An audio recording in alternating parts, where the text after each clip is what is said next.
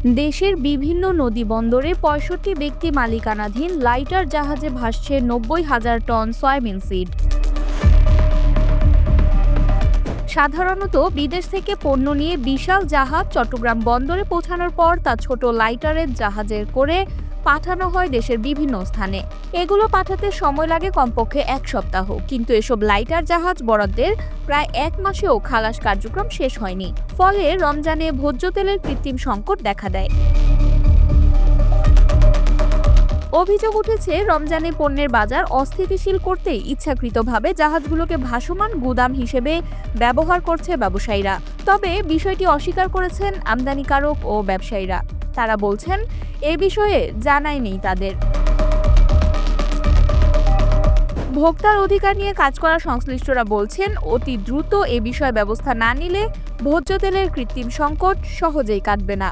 তথ্য অনুযায়ী শনিবার রাত পর্যন্ত ৬৫টি লাইটার জাহাজ বরাদ্দ ছিল। এর মধ্যে বেশিরভাগই দীর্ঘ সময় পর্যন্ত নদীবন্দরে অবস্থান করায় বরাদ্দ বাতিল করা হয়েছে। এছাড়া কুতুবদিয়া চ্যানেল ও বন্দরের আউটারে বরাদ্দ রয়েছে ৩৩টি মাদার ভেসেল। অভিযোগ উঠেছে, তৈরি পোশাক ও আমদানি রপ্তানি খাতের বিশ্বাস গ্রুপেরই সয়াবিন সিড বোঝাই ৪৪টি লাইটার জাহাজ বিভিন্ন নদীবন্দরে ভাসছে। এছাড়া প্রায় আধা ডজন আমদানিকারকের ১২টি লাইটার জাহাজ দাউদকান্দি ঘাট, তৈলব ঘাট, মেঘনা ঘাট ও পটুয়াখালী ঘাটে সয়াবিন সিড নিয়ে ভাসছে। অথচ স্বাভাবিক অবস্থা চট্টগ্রাম বন্দরের বহির্নোঙরে মাদার ভেসেল থেকে পণ্য নিয়ে ঢাকাসহ দেশের অন্যান্য নৌঘাটে আনলোড করতে ১ সপ্তাহের বেশি সময় লাগার কথা নয়।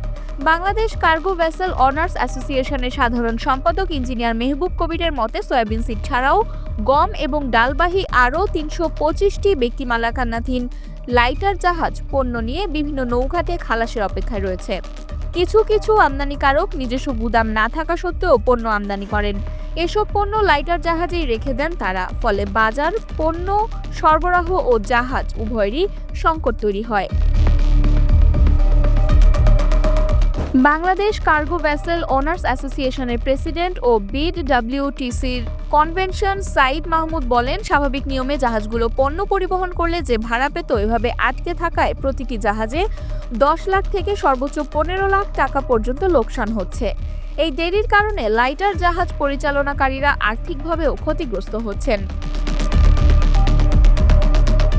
টিকে গ্রুপের পরিচালক কর্পোরেট অ্যাফেয়ার্স জাফর আলম বলেন, লাইটার জাহাজ থেকে সয়াবিন সিডের খালাস আটকে থাকার বিষয়ে আমার জানা নেই।